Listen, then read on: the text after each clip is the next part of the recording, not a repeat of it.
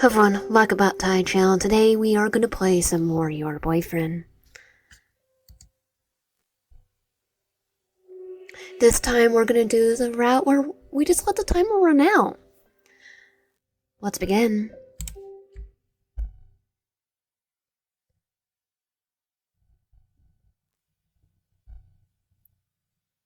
It's your name.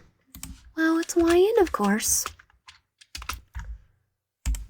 Welcome, Wyan. You two have fun. My life has been chaotic. My family broke into another fit of drama, so I left the nest and ran straight to college. I got an apartment and a job, but even that has become unbearable. Work in a local Greasy Spoon diner doesn't pay the best, obviously, so finding a roommate was my only recourse to being able to afford an apartment. Now my roommates always bring some dropout into our apartment for late-night study sessions. My sleep schedule is wrecked, and top of it all, the rent's late. I've heard once that if you become a roommate with a friend, you won't stay friends for long. In my case, my friendship is staying with my friend making excuses for why they need me to cover their half of the rent. Thanks to that deadbeat, I'm working harder just to scrape by every month. Picking up a second job will drive me to early grave at this point. The park gives me a chance to have some much-needed alone time. Like I could recite this in my sleep around my sleep. The entire game of my sleep at this point. I love it. This part of the park in particular is my favorite because it's untouched by obnoxious family members and college jerks. The only people who come here are the groundskeepers, and even then, they only come by in the morning. Close my eyes, rub my face, and breathe out the tension from my body so that I can enjoy the peace and quiet. Just then, I feel someone sit down beside me. Startled, I turn to face into Whooper. Whoa, hey, take it easy. It's just me. Peter! The stranger says, trying to keep me from limping too high off the park bench. You're a jumpy one, aren't ya? Scooting awkwardly towards me, a shy smile creeps over his face. I keep my eyes on him like a hawk, unsure what his intentions are. Not once do his unblinking eyes stray from mine. So are you waiting for a family member or friend? It just seems kind of odd for you to be sitting here all alone like this, and so far away from the jogging track. A chill runs down my spine, across my arms, over my chest, and slide myself away from him, perching closer to the edge of the bench. Does the same person walk up to you out of the blue and start asking such questions? No. But I've had weirder interactions in this. Working retail. The stranger picks up my unease, refraining from moving in closer towards me, crossing his fingers in between his legs. He smiles warmly. I mean, you don't look like a groundskeeper or one of those old people feeding pigeons after doing Tai Chi. It's like, hides my gray hair away from... Which isn't that much. I'm just getting some alone time to myself. Things have been pretty intense lately. It's like he wants to wrap his arms around me in comfort, fingers twitching. I know this is sad, but may I have the pleasure? If I could have my way, yes, you can. But we're letting fate decide today. Can I have the pleasure? Never mind, he's weird. I can't tell if it's just him being socially awkward or eccentric. What? Why? Why is he interested in me of all people? Well, I'm your boyfriend. Isn't that why you're here? You're breaking the fourth wall. He's trying to... I swear, now I think of it, he's trying to... when he puts his hand up, he's trying to get up to us, the player. Probably. My boyfriend? Why would he be assuming we're in a relationship? The stranger says patiently, waiting for me to answer. It's like, okay, fate, decide.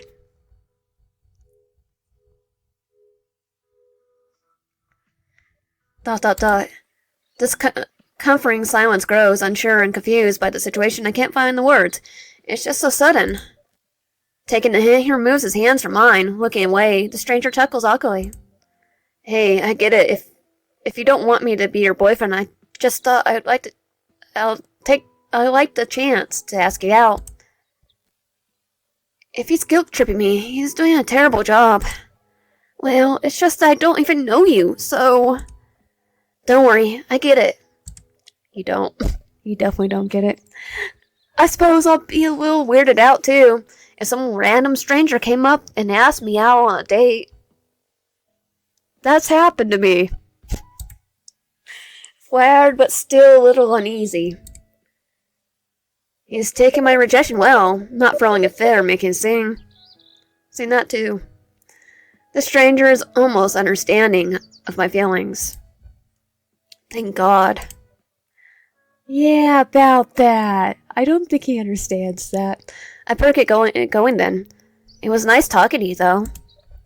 Give him a smile and a sad wave before walking away. He leaves me alone on the bench. I watch him walk off, feeling sort of terrible for how things end up the way they did. Maybe I'll apologize to him if I ever see him again. I stay in the park a little longer. I don't know if I should go after him or shake it off and enjoy the rest of my afternoon. So basically the can is ... I wander around the city a little bit more, visiting places I normally wouldn't. And some I probably shouldn't. I still can't get that man out of my head. It's baffling. On one hand, I'm glad he didn't keep harassing me about going out with him. And at the same time, I wish he stayed around for a little bit and just talked to me like a normal person. Well, about that, Peter's not normal. That would be just my Elonius talking. I came across a local flower shop and remember passing on a few of my downtown walks. I've been meaning to stop in and pick some flowers for the apartment, but I could never seem to find the time. Well, I have time now, so why not?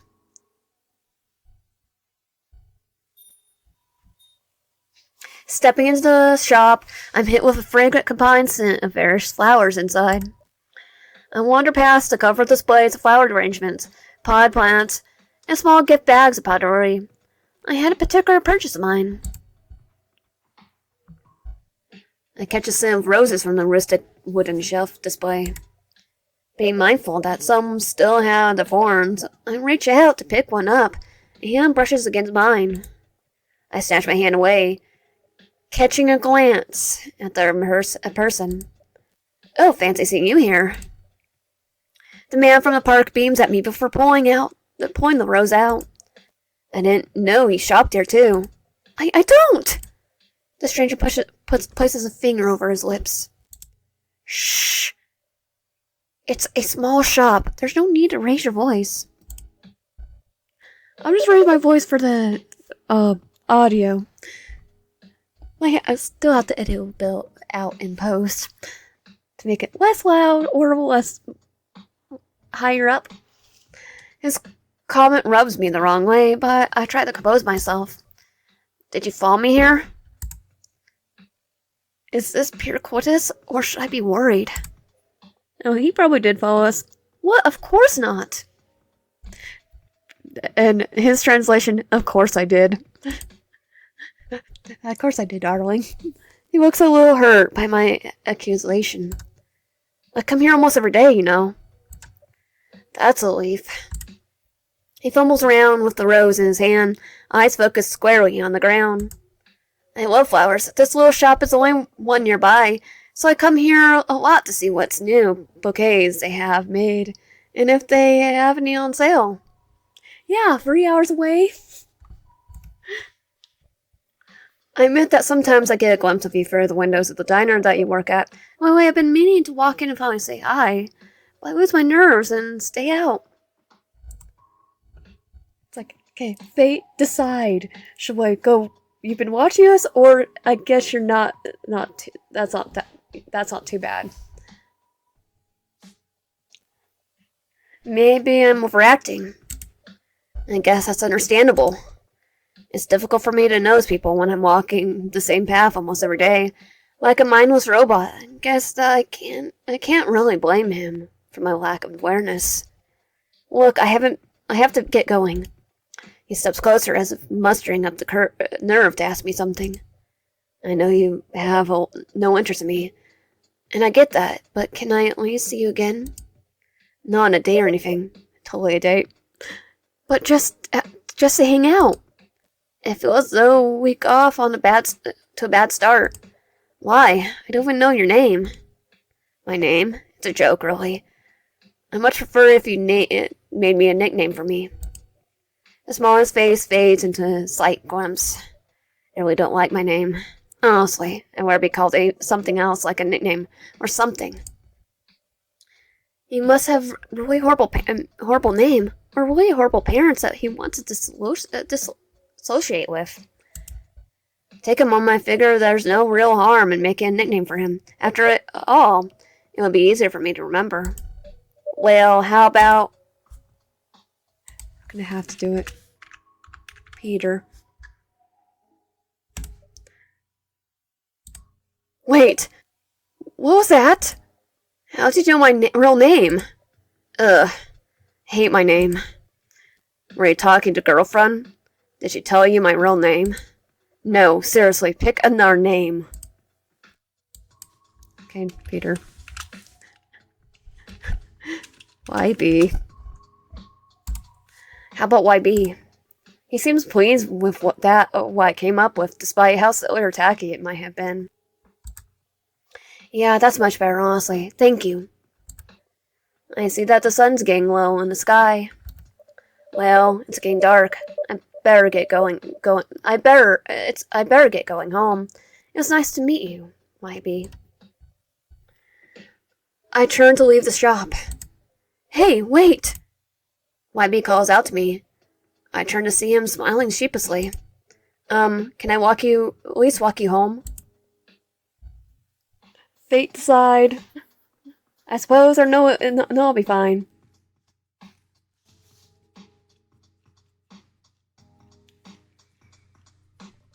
His shoulders slouch and his smile fades slightly, snapping his fingers in disappointment. So no, he said, no, I'll be fine. Oh dang, directed twice in one day. Today hasn't been that kind to me. But how about we hang out tomorrow? I shake my head before putting the froze back from where it came from. I work all this week, so I don't really have the time for anything. I can relate to that. Well, how about I stop by your work tomorrow? You do take breaks, right? We walk out of the shop together. He'll definitely give us a break by going stabby on people. Yeah, it's just a crusty mom and pop diner. It's not that busy most days. If you want to just stop by and chat for a bit, we can. The thought of having someone to talk casually to sound nice, but I don't want him to get the wrong message. But just to be fair, just a fair warning, I won't be able to talk much if you're not buying anything to eat or drink. I'll bring a few bucks then. Anything worth getting food poisoning from? I chuckle as he smiles warily. The milkshakes are the best I had in a long time. I'll take her word for it. I look outside and note that the shadows of trees and buildings are getting longer. Well, you better hurry. It's getting dark. He gives me a nod and smile as he slutters further down the road opposite my apartment. Just to sneakily follow us afterwards. I watch him walk down the sidewalk for a moment before going my own way.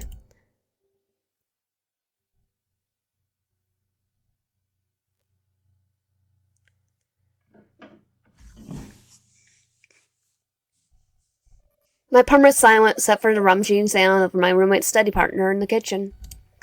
I shut my eyes and walk past. They have a habit of walking around naked afterwards, and I don't want to guess if they were dressed this time.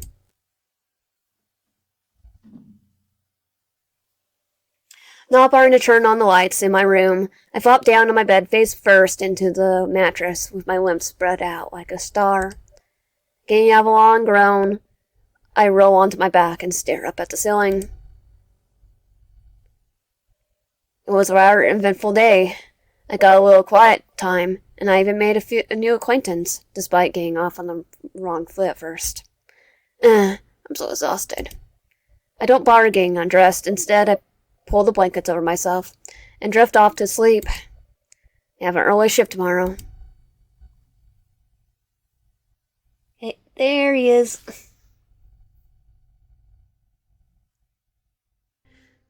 Continued on to day 2. So, Wyan, did you have a nice time with YB? Don't answer that. It's time to get up and face another day.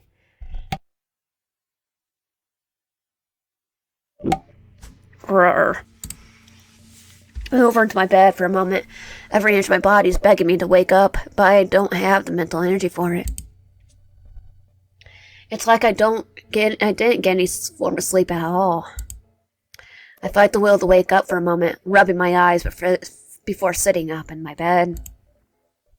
I'm a mess.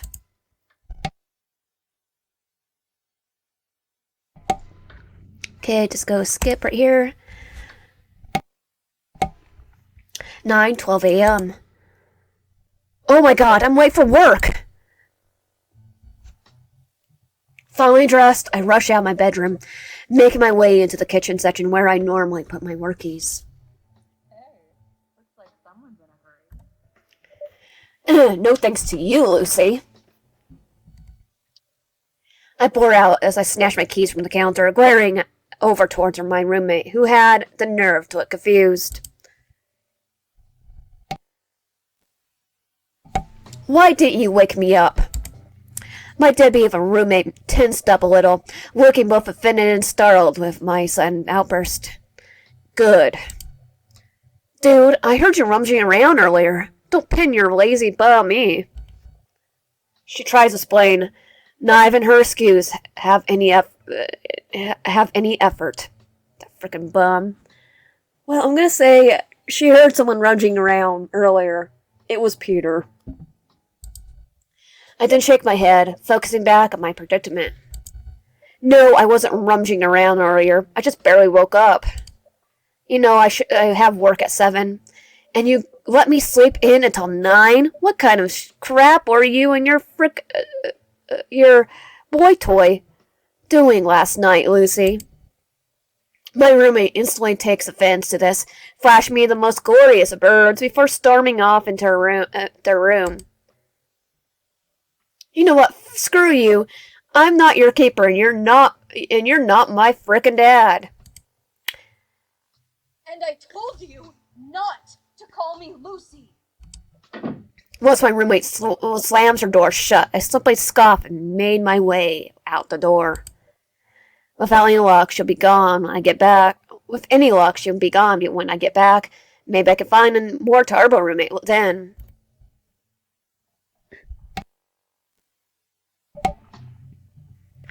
I hustle down the stairs and out of the apartment building. But after running into Lucy, I slow my pace. I don't like the job anyway. If I get fired, fine. This day is already crappy, so why not just pile it on?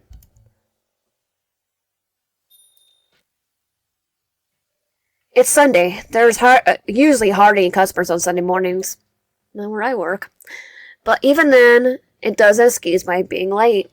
At least Sunday in general. Rushing through the front doors of the diner, I dash into the kitchen, grab my apron off the coat hanger along the far end of the wall. The apron seemed to be the only place where grease stains don't get all over me.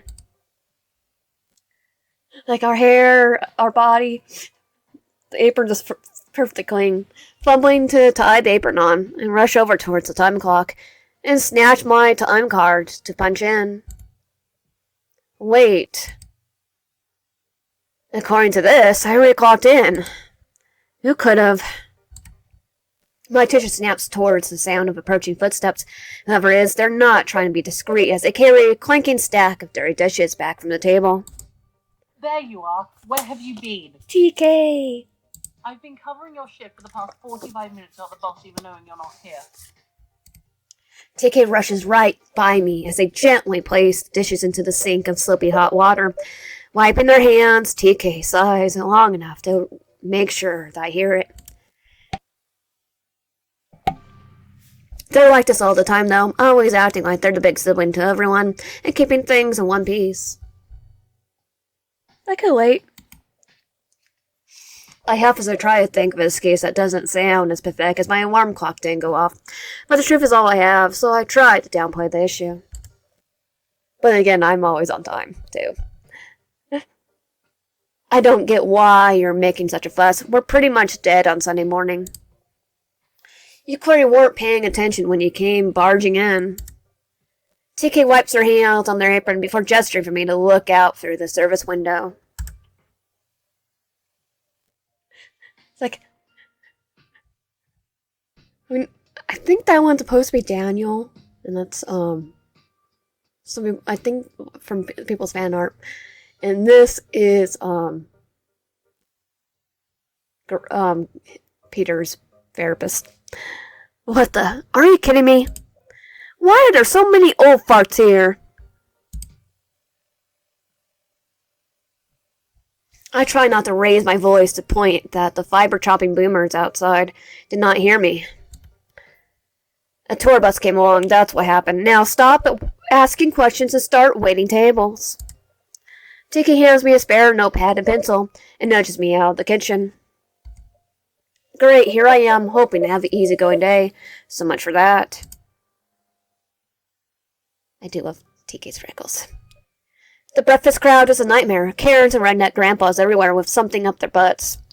Some even going as far as refusing to pay because I didn't kiss their goddamn feet whenever their coffee was not filled all the way, or their T-bone steak wasn't cooked the way they wanted. Yeah, T-bone steak for breakfast. Not even breakfast steak and eggs either. An actual T-bone dinner with potatoes and steamed carrots. And then when one person refuses to order off the breakfast menu, there's a dozen more to follow suit. Also, I wouldn't care if they want T-bone steak. I have microwaves in the morning too. Such a hassle. Why couldn't the elder be more like my grandparents? Pleasant and polite. The last of the great generation. Not these. Entitled boomers. Some of the people from the great generation are entitled too. Actually, there's entitled people in any generation. Eventually, the crowd starts dying down. Most leaving to do some sightseeing. Others staying to order more coffee or lunch. At least, these are the kind of customers that mind their own business and are more focused on eating or talking.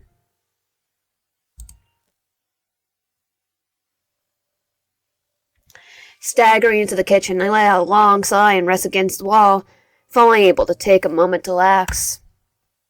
I know you want to get off your feet, but you missed the table. TK sneaks over to my side, giving me a gentle nudge before pulling it back at the dining area. I'll be like, for me, I wouldn't be trying to get off my feet that much when I'm at work, though.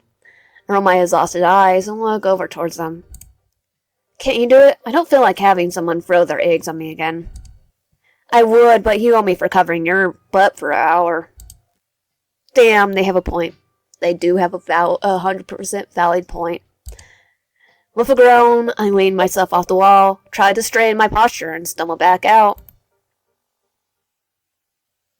Scanning the booths, I check all the tables I had already gone, matching their faces and orders table by table. I don't think I missed any. A voice chimes in from the booth to my right. I think all booths are to my right. Hey there, stranger. Okay, what's the canon? It's so weird not being able, just not clicking them at all.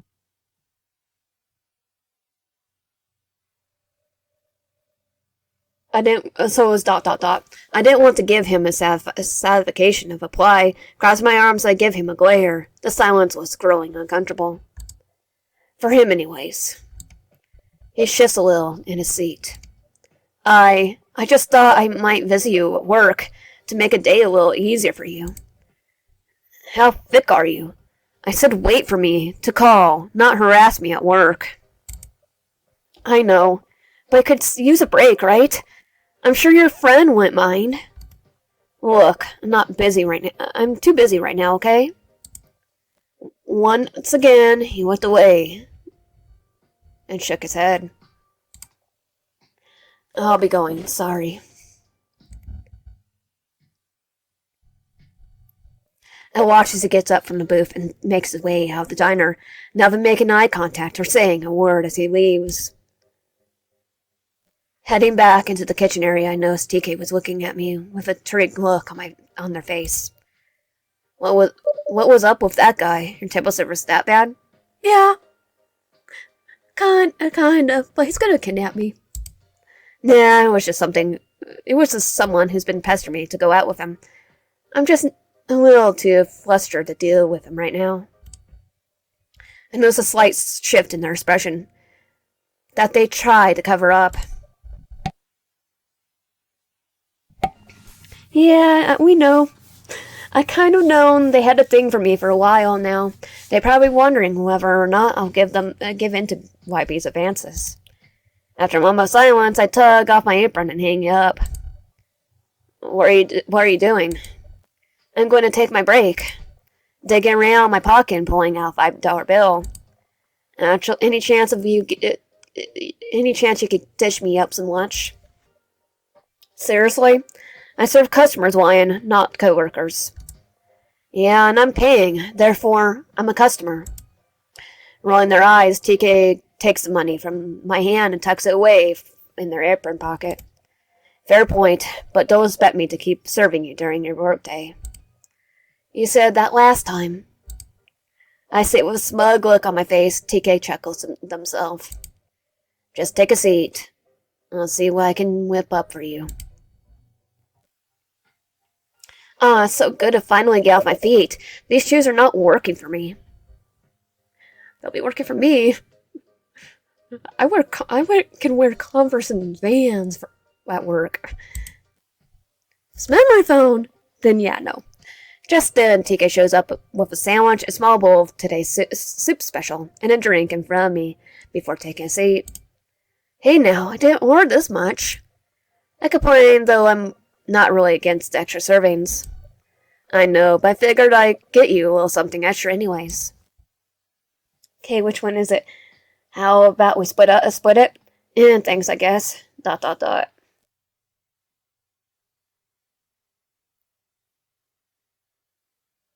don't say anything. I leave my soup untouched. ... TK frowns at the awkward silence. Well, I'm gonna go ahead and get back to work. They say walking away without looking back. Guess I won't be getting any more favors from them today. That's okay. There's always tomorrow. What a day. For a Sunday, it's freaking busy. Now I'm hoping for a laid back. I was hoping for a laid back day. I can't wait to get home and just kneel over. Each step is just as aggravating as the last. The pounding headache certainly isn't helping me. Maybe irritated or just self-aware of my surroundings, but so it feels like someone's eyes are on me. Oh, they are.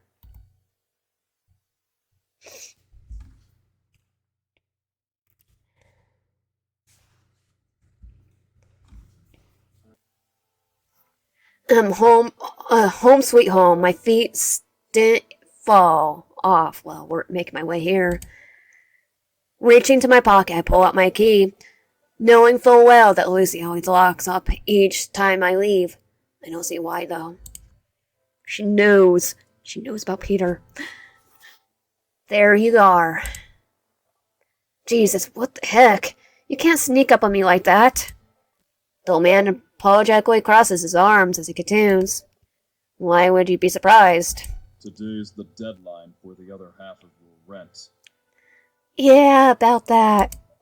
Judging by his expression, he was having an exhausting day too. Fine. I'll talk to Lucy about it again. I mumble as I finally find the key to the door and try to get inside to avoid another lecture. Actually, I prefer if I come inside to talk to her about it right now. It was a request.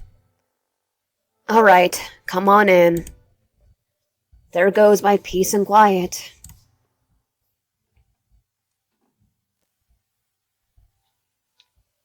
Open the door, I allow the landlord to come in first. He's already scanned the area of my living space, probably to look for more damage or a mess that he could charge us extra for. Well, he probably charges extra for it anyway for Lucy's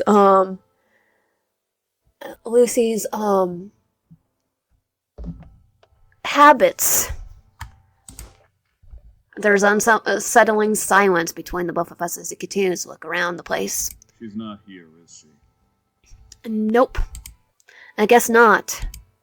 Lucy's naturally loud, and when she's not, she's smoking things in here that would get us kicked out in the heartbeat. And make him charge us, definitely. Thankfully, normally blame me on scented candles. He doesn't know. He knows it's not scented candles. He most likely knows the smell.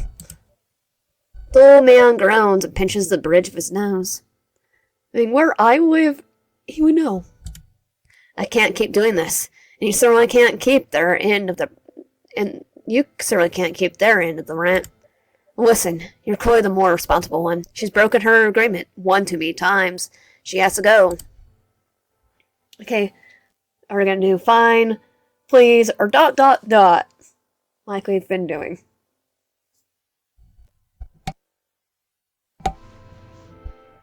The landlord raises his eyebrow, impatiently waiting for my answer. We did ... You are aware that I'm on a busy schedule here, right?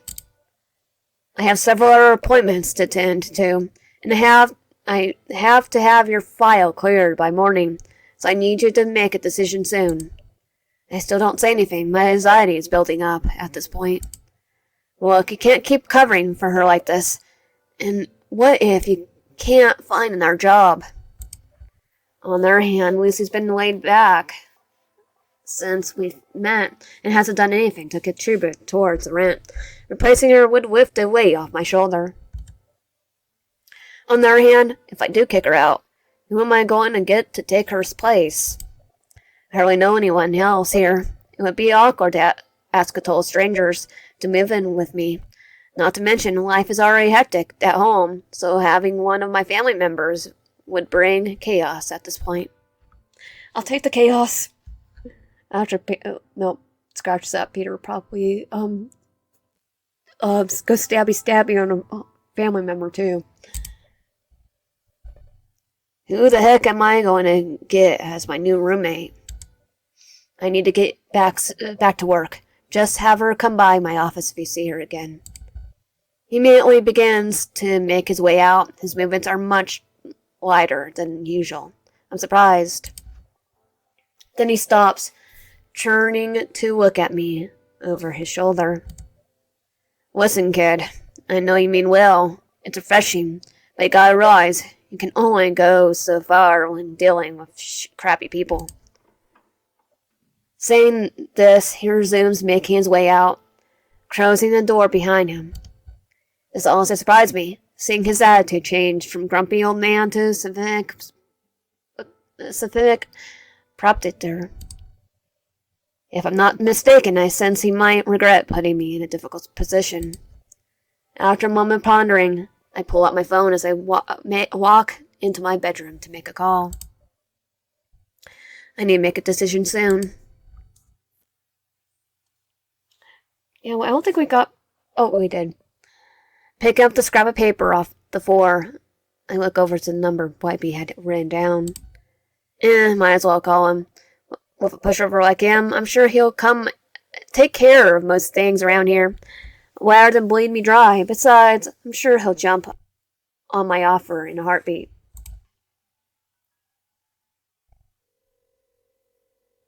It's in the room.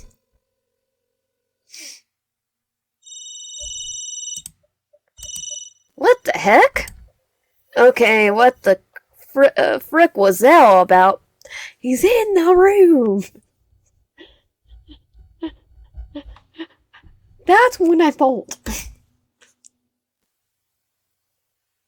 Lucy? Lucy, are you home? The landlord needs to have a word with you regarding your agreement to this place. Okay, let's see what happens. It doesn't matter what, it's the same thing.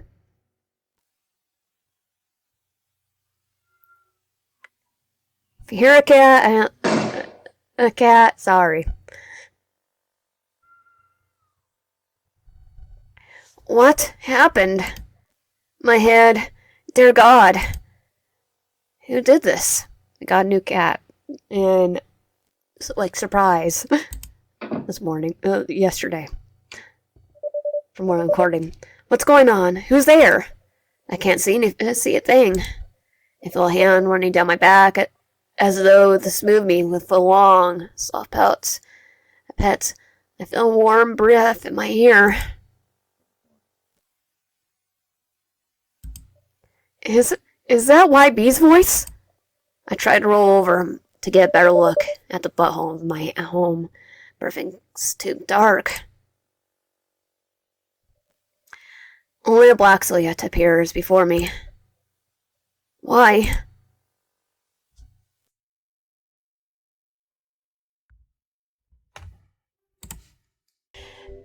On to day 3.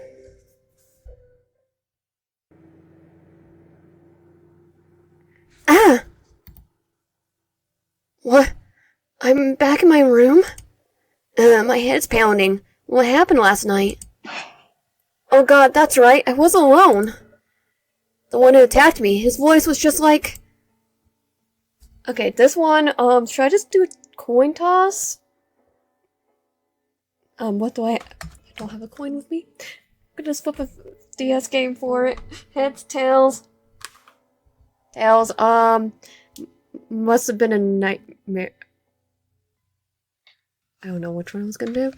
So, mini, miny, mo. Pick up a tire. Okay, I need to just get a coin. Toss. Let me get a coin.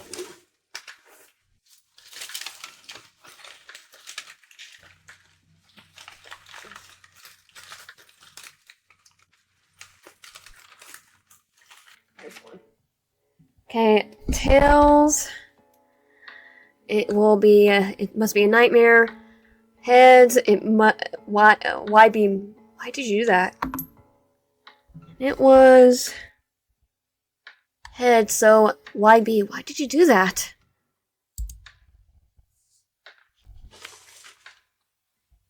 Why did he do that? I need to call YB and talk to him about this. Where's my phone? He took our phone. Who could that be? If it's YB, I'm probably best to get this out of the way. I just need to be careful.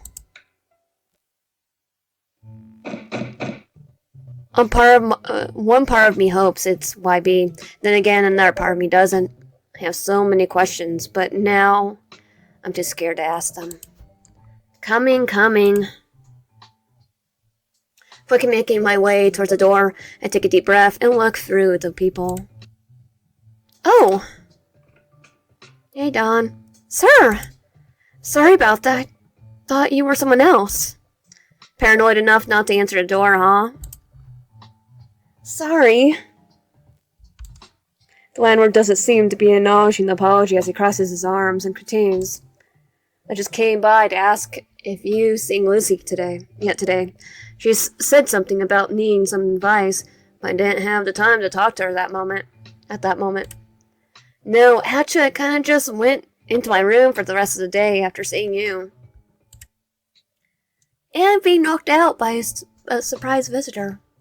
You mean she's still not here? You mean she's not here now? You sure? I mean, you can come in and check. Normally she passed out on the sofa after a hangover, but saying that I look over the couch, but there's no Lucy. Doorman makes his way in, walking over straight to Lucy's room and giving a firm pounding against her door.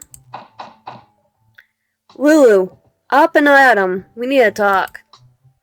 There's no answer. No yelling, no usual grumbling, no throwing anything at the door in response.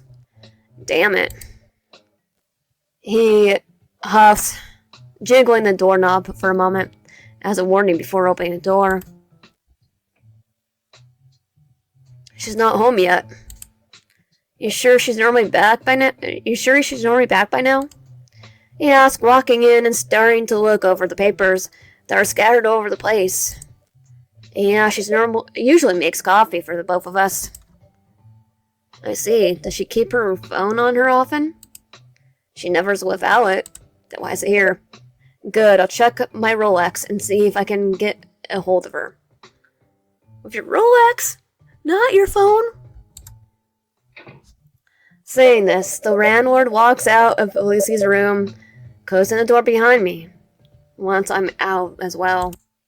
Seems I might need to give her a few hints in job searching as well. He says mainly to himself. Why? All the papers, their job applications dating back to 4 months ago. There is a pint of guilt in my gut as he says this. I mistreated Lucy so badly lately. She wasn't making half but excuses about not getting any callbacks after all. Anyways, I'll give her a call. If she doesn't pick up, just pray she comes by later. I might have an opening for her. A job? Oh, he's gonna give her the assistant job. Saying this, the landlord takes his leave.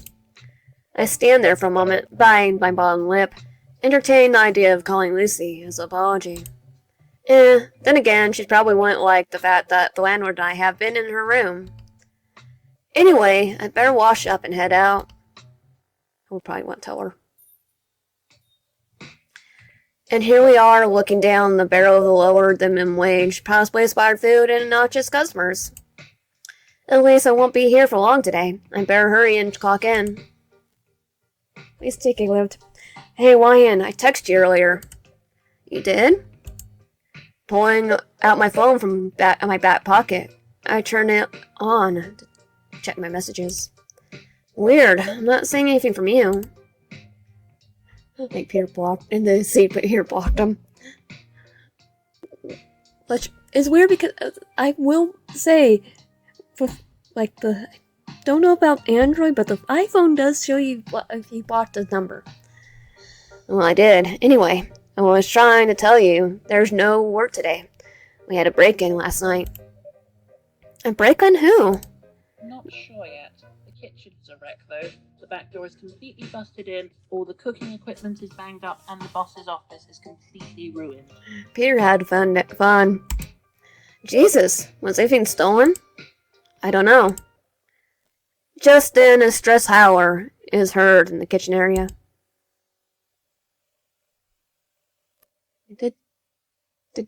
Did he kill Dawn? I can't remember. I can't make out what's being said, but suddenly, Officer quickly makes his way out of the kitchen, radioing for an ambulance. He looks completely distraught. As soon as he makes the call, he turns his attention to us and asks us to wait outside. Why? What's going on? The officer doesn't say anything at first, still looking as though he's trying to process what he saw. Please, we found a body locked in the freezer. He finally manages to explain. I need you two to wait outside, okay? Take a shoulder drop upon hearing this. And what? Wait outside, please. It's all he mutters. He doesn't seem to have any energy to free himself. There's still silence between Tika and me, even with the cars driving by, people walking around us, and the wails of sirens in the distance. Everything's so quiet. Christ, I feel bad for wanting a little more excitement in my life. You and me both. You don't think we're gonna be suspects, do you? Best to wait out here until they call us both back in. We don't have any security cameras in the place, so it could be anyone. There you are. I've been looking everywhere for you. Oh God, he had me so worried sick. Are you alright? What did they say? Did they blame this on you? I swear to God, I'll... Peter? Peter? You should have thought about that beforehand. We need to talk, I say in a firm tone. Talk? He says with confusion. Why? What did I do? Well, Exhibit A is probably in the freezer of my work. I hesitate to say it with TK there. Biting my bottom lip, I take YB by the sleeve of his shirt and look over towards my coworker. Could we have a minute? This is kind of personal. I can see the glint of joy in their eyes upon assuming there's something wrong between YB and me. Technically, yes. He's stab happy. Yeah, sure. You go ahead. I'll let you know if they call us in for questioning. Still tugging at his shirt, and I guide YB across the street into the nearby alley, letting go and glaring at him. He knocked me out last night. Why? YB looks surprised at this, not knowing how to respond at first, as he tries to mouth out some kind of excuse. Me? I didn't knock you out. I was back in my place after I left the diner yesterday. I swear on my mom's grave if she was dead. Sure would be nice if she was. I cross my arms, showing that I'm not buying the bullcrap excuse. I'm not idiot, YB. You knocked me out when the whole place went black, and I'm not happy about it. YB doesn't attempt to lie any further, as his shoulders slouch, eyes to the ground. Sorry, I didn't want to freak you out. I was there, so I panicked. Peter? That more knocking us out more likely made us panic more than that. And you just so happened to carry chloroform with you when you came over? You didn't knock chloroform us this time. You knocked us out. Yes. Any reason why? That the class should know about? Okay. What's gonna happen? Jesus, what's wrong with you? We're done. Jesus, what's wrong with you? You're what's wrong with me. You're the one that keeps me awake at night. You're the one who is always on my mind, the one who makes my heart beat out of my chest each time I see you, smell you. You want the truth? The truth is I'm mad. Mad to the point where I caress your skin while you sleep soundly each night. Yeah, Peter, we still have to edit you out. What? Oh, God.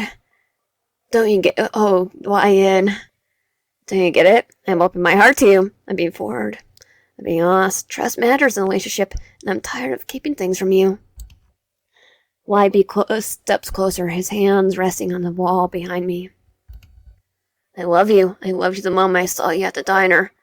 I wanted nothing more to storm in. Though that was not a proper way to approach you.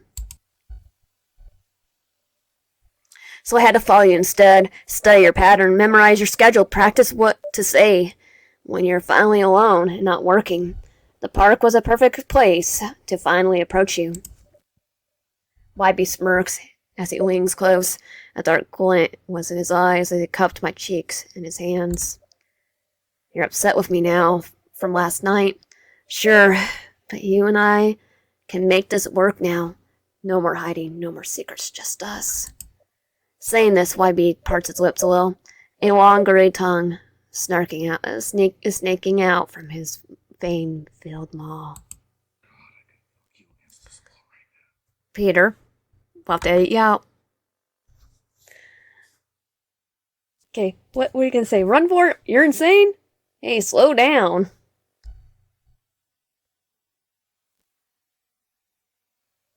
You're insane.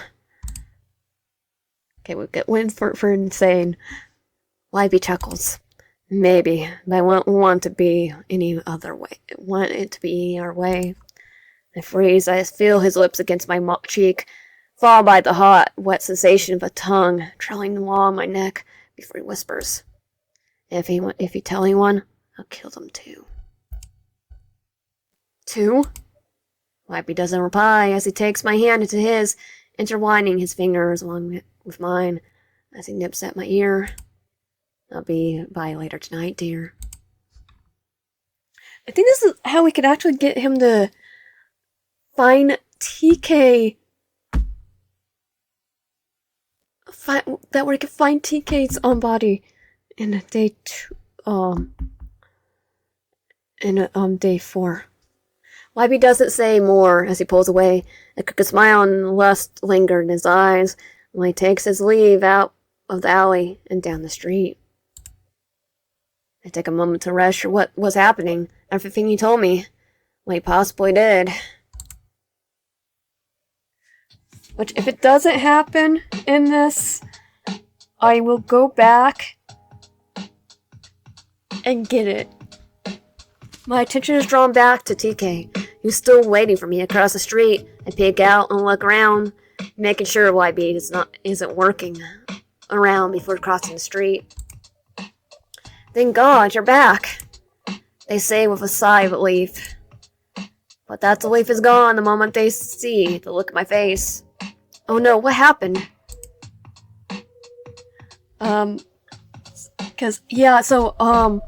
He's screwed up, would bring us to that, I think. Nothing, I'm still not over what's going on here. So, now I'm gonna have to, go back and finally get the TK ending in the day 4. I try to say with a calm tone, but TK sees through my bullcrap and crosses their arms. No, you look more pale than usual. My mind races, remembering Wybie's threat if I told anyone what he did. I don't want TK getting hurt too. It's just, wait, Lucy? Lucy, you mean Lulu, right? Your roommate? Yeah, she's never came back home last night. Wait, you don't think... I don't answer. I speed past TK and charge into the diner, pushing aside the still rattled officer as I make my way into the kitchen area. Oh God, please, no! No!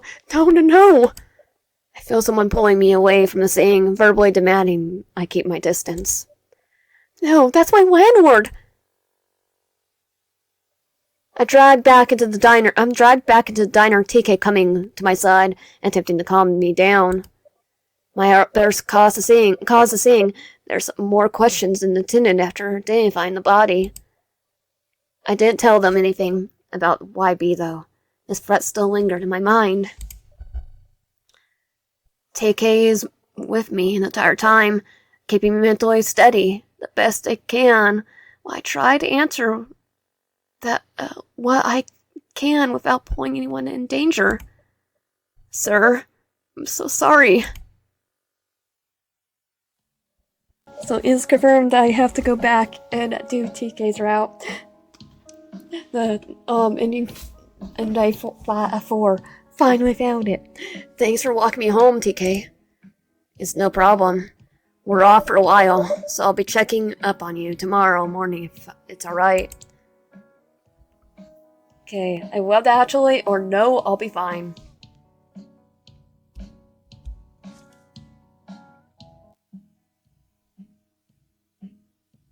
No, I'll be fine. Thanks, though. Reply, fumbling with my keys. I'll just give you a call when things calm down. Well, it's better be soon. We can't pay rent with missing at work days. Unless they give us with pay. Yeah, right. Well, thanks for everything. Tiki simply gives a smile and a nod, turning away with their hands stuffed in their pockets and head hanging low.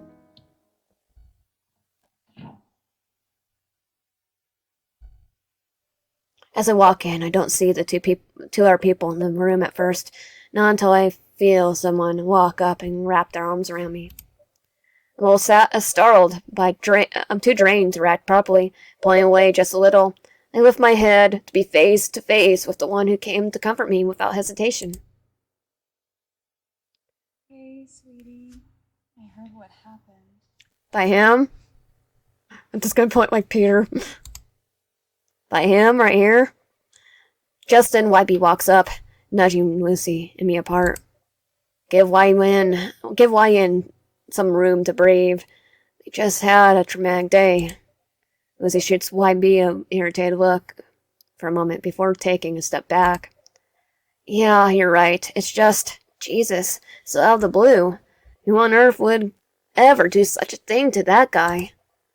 Sure, he was obnoxious about rent and crap I smoke in here, but he sure as heck didn't deserve that. No, he didn't.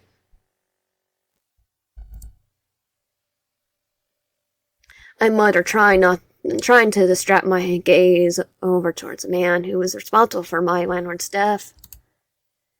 And at your job too. What the crap is that about? Oh, this is far too suspicious. Yeah, the suspicious one's right here. Wybie takes me by the hand and leans me over towards the sofa, sitting me down before kissing the top of my head.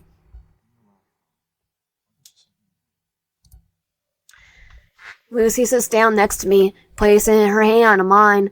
I could feel her worried gaze on me, but not saying a word. I still want to say something, a warning, a hint, anything.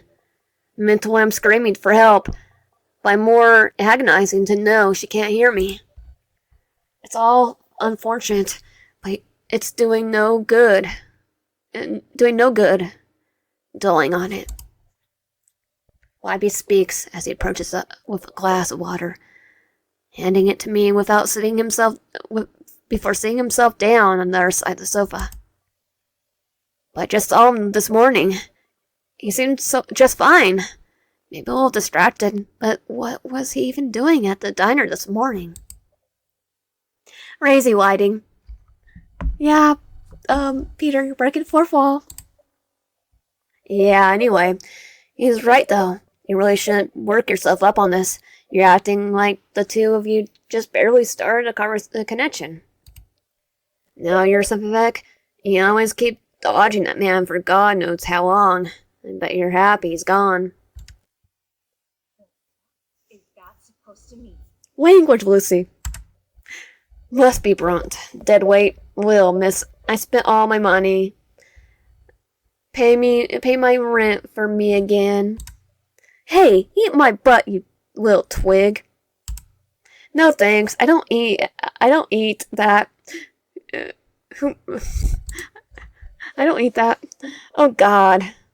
Except for us, obviously, because it's Peter.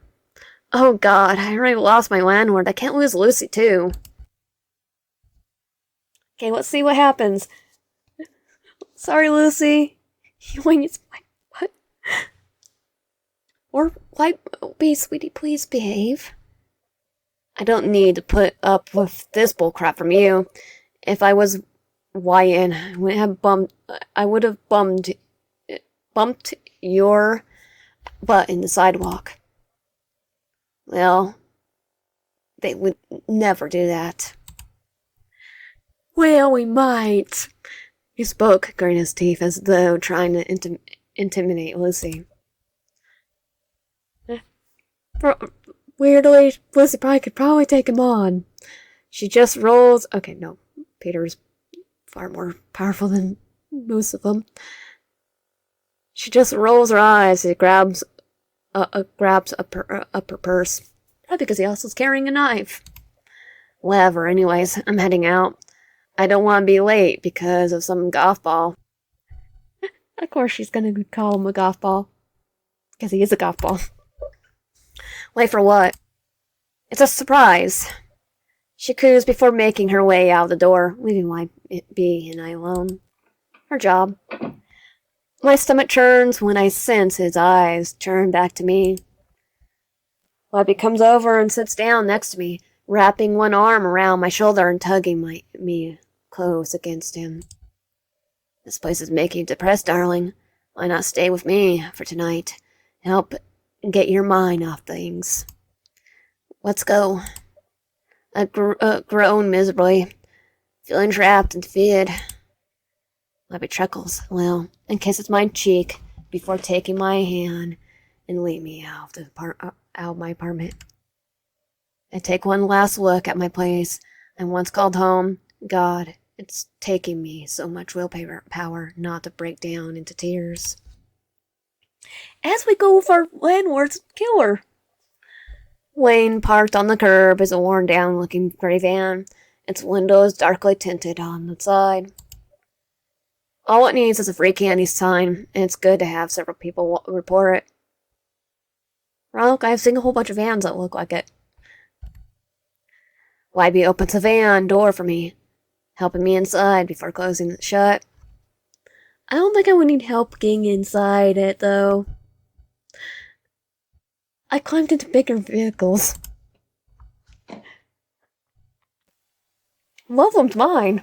Inside isn't too bad. He keeps it dazzling clean with the cachet collection of sin pine trees on the rear mirror, an ashtray filled with various change. Not his cigarettes. And when I say mine's bigger, not like wide-wise, height-wise, it's a truck.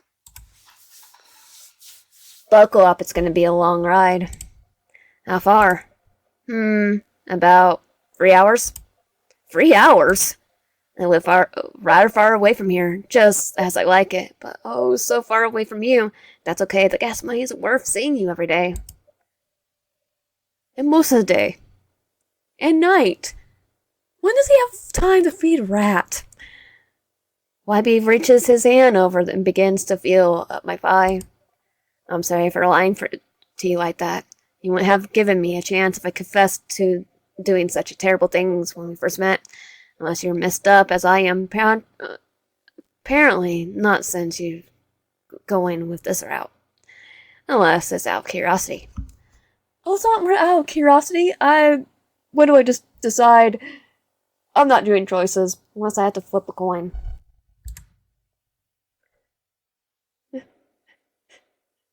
Because it is entertaining seeing this is technically would be considered a canon ending route.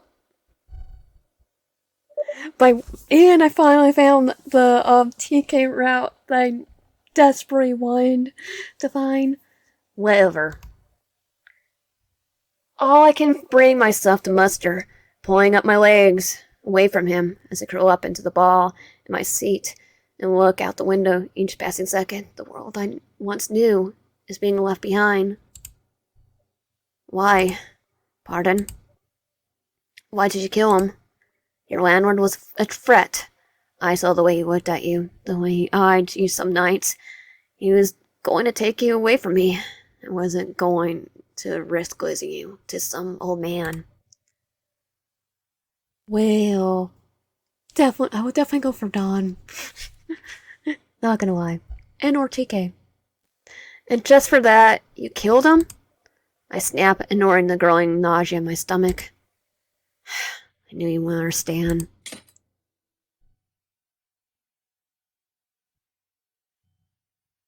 Go ahead and sleep for the rest of the trip. We'll be home soon.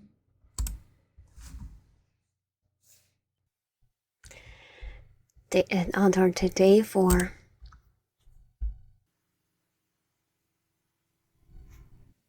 My head hurts. A dull H spreads across the side of my head like a brush fire sparked from a cigarette butt. The veins behind me, my eyes are throbbing. A warm, soft cloth caresses my cheek. And then the hand right there, and then the hand, using the cloth. I tried to read. Okay, no, he probably put it on as a compass. I tried to reach up to rub my head, but my wrists are bound above my shoulders with a nylon rope. Where in the heck am I? Good morning, sleepyhead. I twist my head to look over the pair of blue eyes that are glaring at me. Slowing the immense panic rising from my gut. My head clears, and the horrors of the day before all come flooding back. Oh God, Dawn! He killed Dawn, and he could have killed TK too.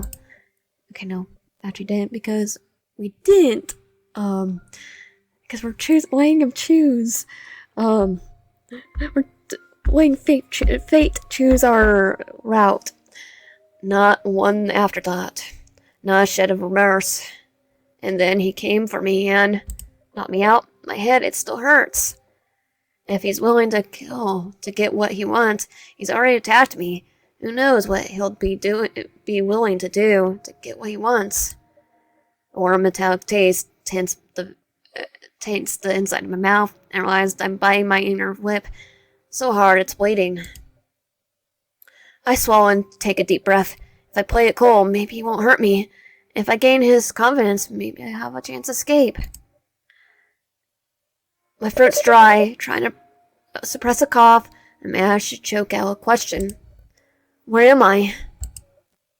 With a warm grin that makes my skin crawl, he sweeps his hand at the room around me. Darling, you're home!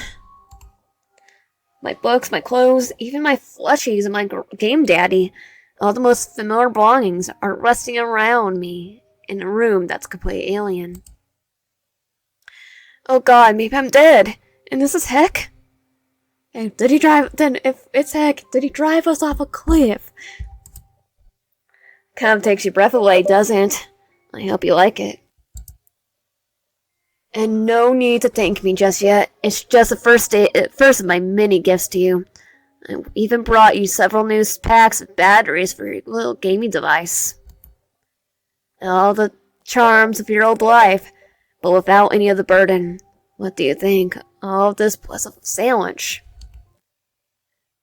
I made a few minutes ago. I was hoping it would be sort of a welcome to your new home present, but maybe it will help break the ice.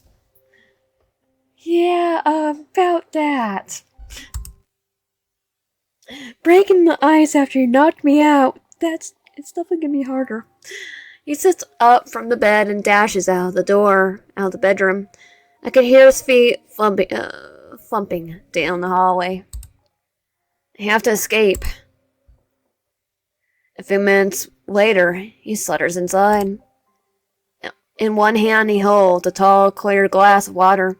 In the other, he holds a plate on top of which rests a white bread sandwich cut in algae. I do wheat.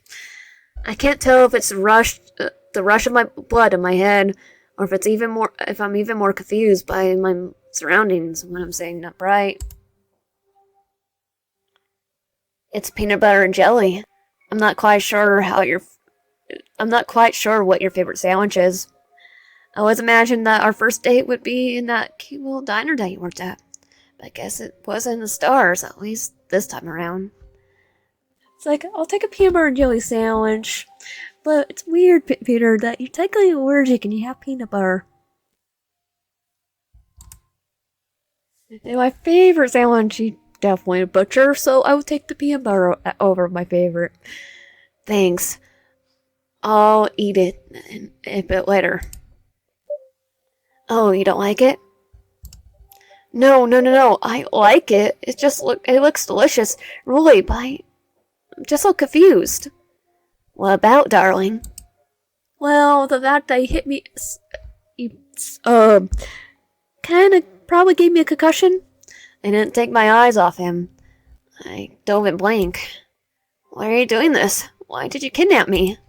He looks slightly wounded by my question, as if I already knew the answer, but refused to see it. He turns his gaze to the bed sheet, pensively staring for a moment before returning his attention to me. He looks like he's having a horrible time trying to explain himself, as if he imagines to catch the words before they come out wrong. He sure slack. He looks at me longingly. I wish that you could see yourself the way I could see you. For the first time I saw you, I could see that you were different from everyone else, you know? It's not just because I think you're attractive. I mean, you are. You're beautiful to me. I can't take my eyes off you. You haunt me. You're all I can think about when I'm awake, and you're all that I dream about when I'm asleep. I couldn't get you out of my head, so yeah, I started watching you. I'm not really proud of it, but I had to know what you were like. You're not proud of it, but you still kidnapped us like a cat giving itself a present. I'm not a people person by any stretch. Who would have thought? In fact, I can't stand being around anyone else. To the cabin in the middle of the woods with probably, I don't know where the next town is. It's probably not ours. People go about their pretty little lives, self-centered and greedy. Well, paradoxically having so little to no ambition because their dreams have died. So many people crushed by the weight of their world, and now they are just husk. They're dead dreamers in the world of shadows, ghosts unable to see past their own little bubble of self-indulgence. Pathetic. No, I still have dreams. They change sometimes, but I still have dreams. But I saw you from every angle. You're kind, caring, and loyal to friends who are down on their luck. You're savvy and snarky, and you can roll with the punches that life throws at you, because sometimes life is just a little sick joke. And I've even seen you strong, assertive, and unwilling to compromise your self-worth and honor. But then those dead dreamers started to look at you, staring, saw the same change they wanted to force upon you. It made me sick. No, I won't let them make you as empty as they are. I had to save you. He paused for a few moments as he's waiting for me to interject. With my heart thundering my chest, I half expected him to smash the plate against the side of my head, if I don't answer the way he wanted me to. I don't know what to say. My answer's passive and meager. A faint smile curls in the corner of his lips. I think you do. But maybe I'm just putting too much pressure on you right now. You're a bit tired, and that nasty bump in the head probably isn't helping. Apologies for that, by the way. Just seems like the easiest way to get you here. Apology not accepted, Peter. Try and get a little more rest. I have a few more things to do before I'm completely done with work stuff, and then I can be yours all day. Try to get a little more. Okay, that one is actually being repeated. Untie you and show you around your new home. Then maybe we could watch a movie or something. The thought of spending another moment in this freak's presence is almost enough to make me wrench my whole back for now. Can't you untie me now? Lappy looks at me as if I were a child asking for more candy. The condescension is in his voice parable. Condescension. I don't know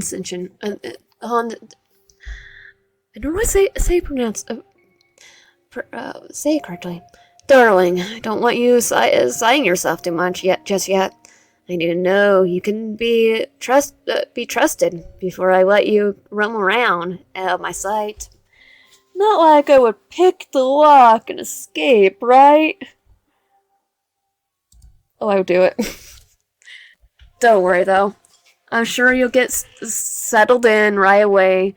We start to see how great you have in here. I'll do my best to give you everything you could ever want. He pauses, looking deeply into my eyes. For the rest of our days.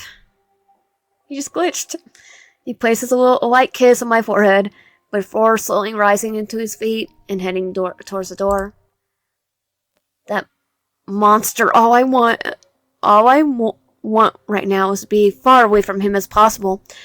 But that's clearly not in the cards in his eyes. I'll be in my bedroom next door. Just shout out if you need anything from me, darling. Get some rest. He smiles. He slowly closes the door, locking it behind him. That son of a... If he thinks I'm just going to lay here and wait for him to come back and play his sick little games, he's got another thing coming. I hear the door to what must be his bedroom closing, followed by footsteps in the room next door, then nothing. After a couple of minutes of silence, I sit myself up on the bed and try to untie the ropes with my teeth.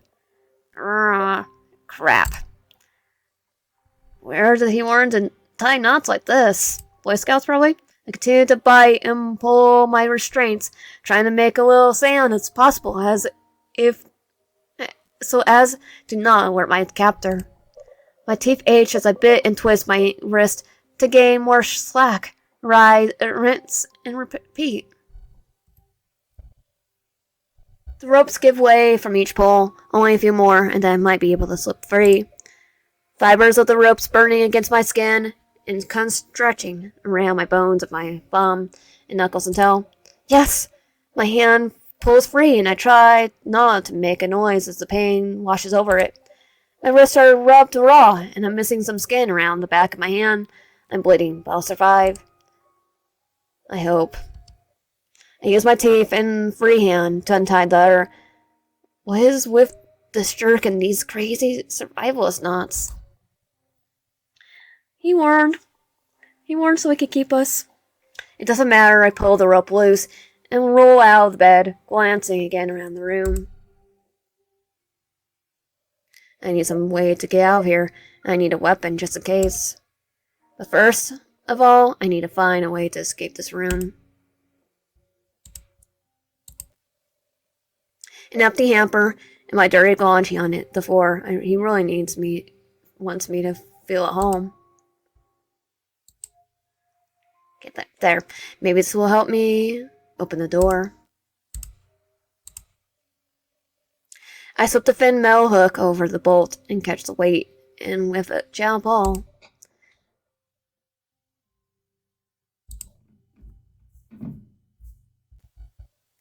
I cautiously pull the door wider, hoping that a dry hinge doesn't tattle to my captor.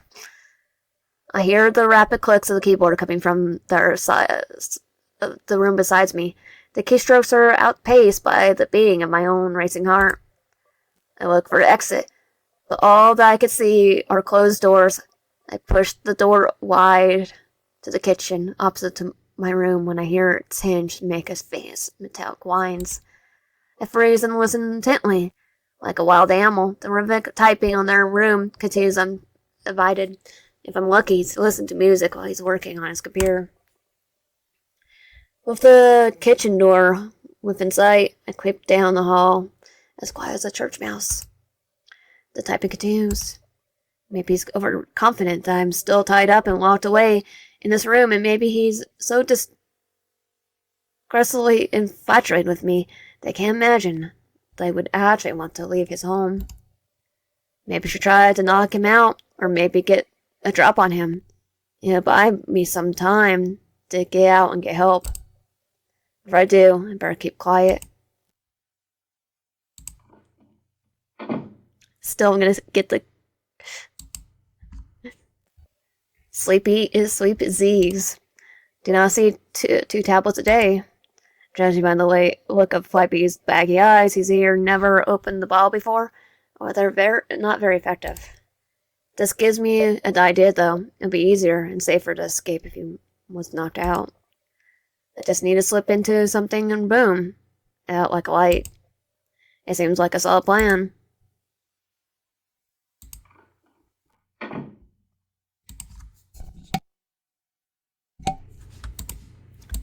Lock, damn it.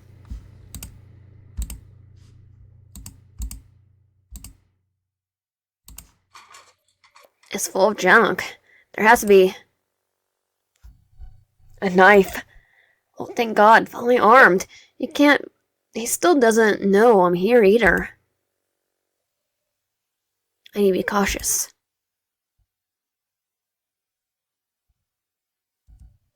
It's weird, his fridge is filled with various snacks and drinks.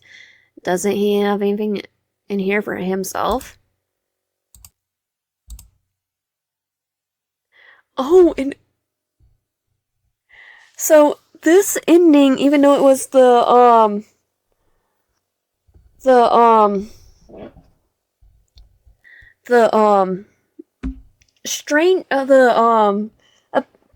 more abusive route, ends up being the stranger route. So, coin flip, and I'm not going to keep this boring, so it's going to be heads, and I'm going to friend him with a knife. I grip the knife in my hand. My head is pounding. My body is physically ready to make the leap into being on the attack. But if I don't, who knows what he'll do to me if I cower out now.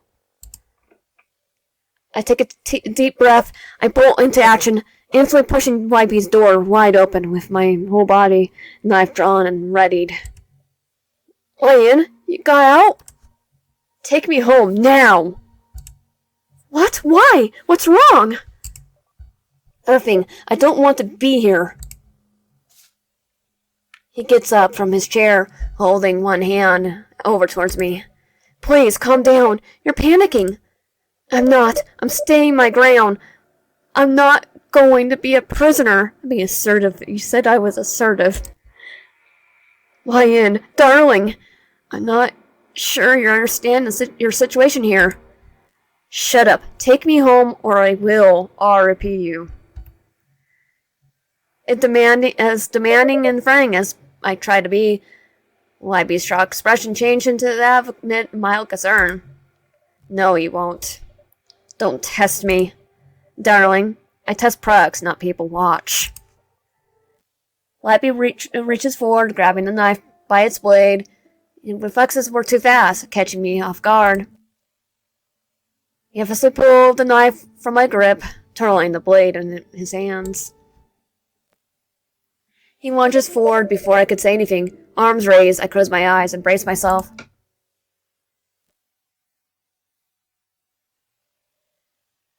The sting of the blade never came. I opened my eyes and find YB's face near inches from mine, holding up only the knife's handle.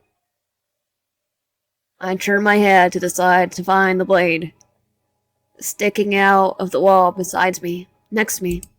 You see, a blade that brittle is too ineffective for self-defense. You'd be surprised what we could do with it, though. Come on. Let's see. Get you some water and calm you down. He reaches forward and takes me by my hand. I jerk away from his touch, backing away from him and out of the room. I don't understand you, YN. What is there not to understand? I don't want to be here. You didn't want to be out there either. What gave you that idea? You said it yourself.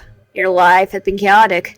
Family drama, deadbeat roommate, a dead-end job, dealing with rude customers by the busload. You were miserable. I took you away from all that made you I took you away from all that made you unhappy, away from those who used you for their own gain. I, on the other hand, am giving you everything. I saved you. I never asked for your help. He rolls for a moment as he processes it all, gears grinding his head as he flexes on where it all went wrong. Under a staggered breath, his shoulders slump, and his gaze falls to the floor in defeat. His big blue eyes blink away the tears. I love you, Lion. Wish you could see that. I guess I really went too far on the deep end, didn't I? Damn it. I didn't want to be this way. But if you're inclined to return to that miserable life. My heart skipped a beat as YB reaches behind him, pulling out a hunting knife. the steel shimmering in the candlelight. It was almost hypnotic way. Hypnotic way. You need to take this to protect yourself in these woods. Pausing briefly, he throws a knife into the floor, the blade sticking into the wooden breaks between us. After uncomfortable silence, he finally digs his hands in his pant pockets and pulls out a key ring, holding out one brass key, out in particular, dangling them into view. But if I were you, I would consider. Take the keys. There's no way he would simply let me go this easily. He's clearly trying to trick me. If I crouch down for the knife, he'll be at the advantage. I won't give him that edge. I flay currents as I cautiously reach out and take the keys from him, but never break eye contact. Don't worry, Peter, I can drive. I stretch arms tense, ready to retract as small as twitch. To my surprise, he simply releases them. They collapse into my palm, and he steps away from the door without a word. I begin to fumble the keyring, but I don't dare take my eyes off him. That butthole probably didn't even hold up the actual door key. Each time I step back, he takes another towards me. It wasn't going to be this simple. He'd probably tackle me the moment I tried to step out of the door. I'm not going to be caught off guard, not this time. After scratching the surface around the hole, I'm stumbling where the key finally slides in. His eyes widen, his lips curl into a plea that throat chokes back from his tears. Wait, don't! Making a desperate lunge forward to catch either door or me, and instantly grab onto the snake tank that sits beside me, knocking it towards the ground between us. Sorry, Rat. Instantly, Wybie's attention shifts, grabbing onto the tank to prevent it from falling to the ground.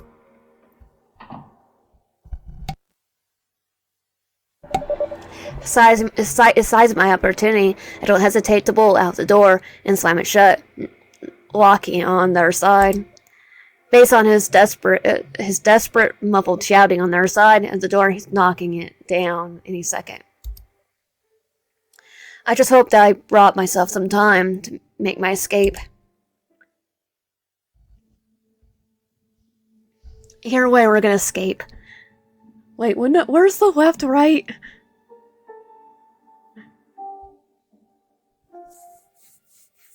Screw it.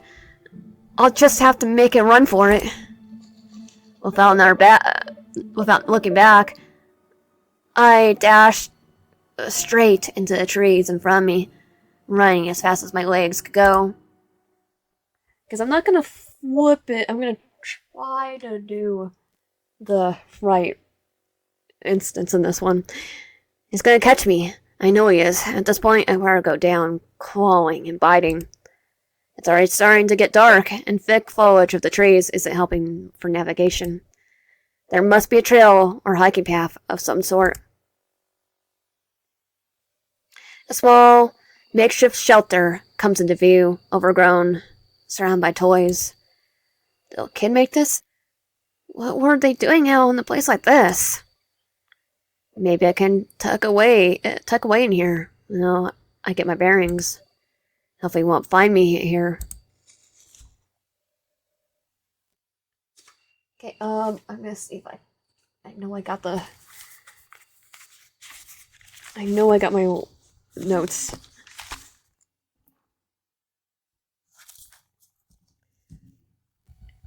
Damn, it's too small to really stay in. I shuffle around for a minute, making the most of a little moment of peace. I mean, Lucy painted this when she was a kid.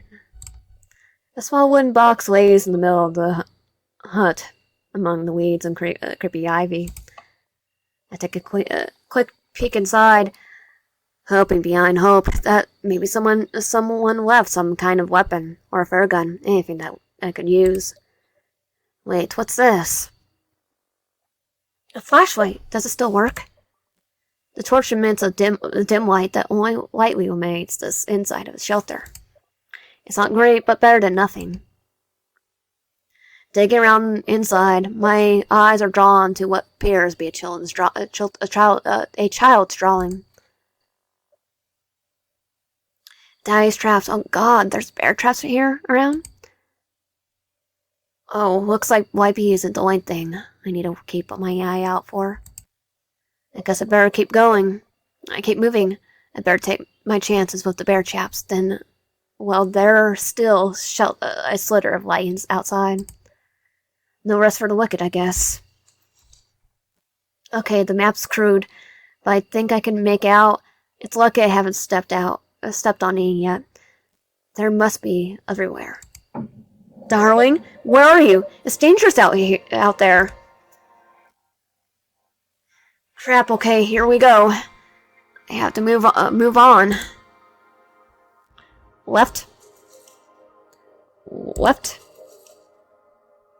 Right. Halfway there. Thank God they don't stand further into the woods. Stop running from me. Crap, I need to hurry. Which way was next? Right. Left.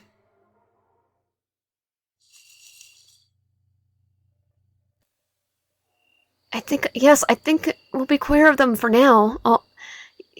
Yes, I should be clear of them all now. Just in time. It's fully dark out. This flashlight is pretty pathetic. I better keep moving before the freak finds me. A faint cold breeze rustles the trees and chills my skin as I proceed to descend deeper into the forest. The memory of my house, real home, was heavy on my mind. The determination to make it out of the nightmare, and to move somewhere else, of course. There's no way I feel safe there again. I'm sure I'll be relocated for my safety after reporting this to the police. Witness protection program? I wonder what will happen next. He needs locking away, whether it be in a psych ward or prison. Probably. It depends on what the courts will say. I just hope that he doesn't manage to slip away. Like if you put in like a Arkham Asylum or something. I just hope he doesn't manage to slip away. I can imagine how many people he'd hurt. Each twig snapping only made me more paranoid. I was checking each movement that my eyes tricked me into seeing. Every a shadow, every glow of eyes in the dark had me on edge. I didn't slow my pace. I swear someone's still watching me. How long have I been walking? Feels like hours. No sign of civilization, no lights, no path. Did I do the lost route instead? I've been in such a physical, emotionally drained gaze. I don't know if I'm even going in circles. That doesn't help how dark it is now. Maybe I should have stayed in the main road. Oh my God, lights, finally! Please let there be people here. And that was technically, I'm gonna say canon route, mix of every single route, technically. The timer run out route. If you want my content, please consider subscribing if you're ready. Comment down below and liking the video. See you guys next time.